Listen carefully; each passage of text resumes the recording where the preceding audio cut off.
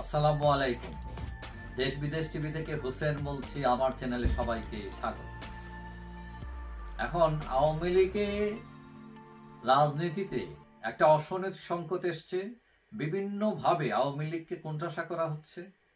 এখন আওয়ামী লীগকে তার কার্যক্রমকে একটি সাময়িক সময়ের জন্য নিষিদ্ধ করা হয়েছে।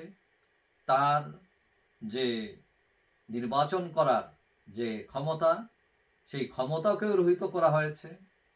এখন আওয়ামী লীগের এই দুর্যোগের মধ্যে আওয়ামী লীগের একজন প্রতিনিধি, সেটা হচ্ছে প্রেসিডেন্ট শাহাবুদ্দিন চুপ্পু, সরকারের মধ্যখানে বসে আছেন এবং তিনি হচ্ছেন আওয়ামী লীগের একমাত্র প্রতিনিধি যিনি সরকারের মধ্যে আছেন।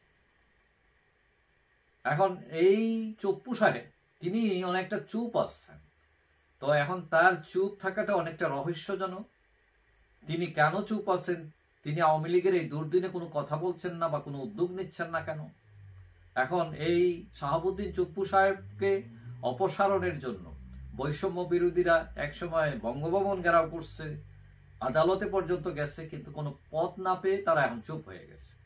কারণ এখানে সাংবিধানিক জটিলতা আছে প্রেসিডেন্টকে অপসারণ করা।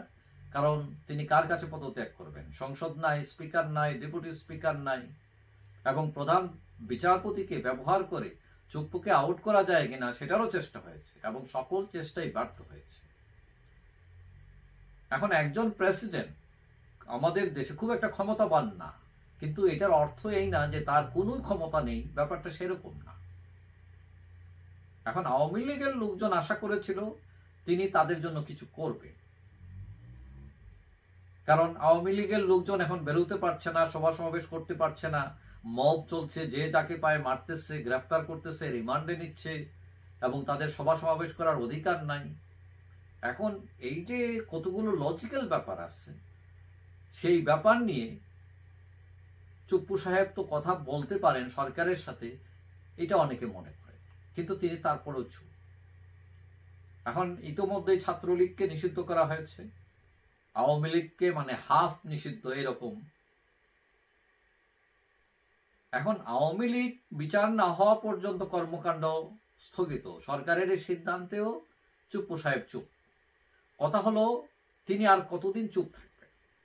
মানে তিনি কি ভয় পাচ্ছেন কথা বলতে, মানে জেলের ভয়, না তিনি আত্মসমর্পণ করে বসে আছেন, নাকি তিনি কোনো এক সময় খেলবেন, মানে সুযোগের অপেক্ষায় আছেন, কোনটা?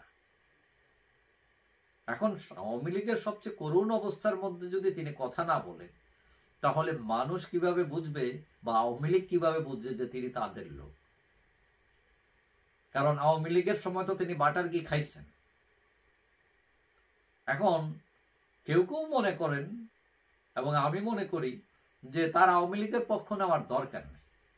কথা হলো যেসব বিষয় ইল্লিগালি করছে সরকার, সেটা নিয়ে তো তিনি কথা বলতে পারেন এবং একটি রাজনৈতিক সমাধানের উদ্যোগ নিতে পারেন।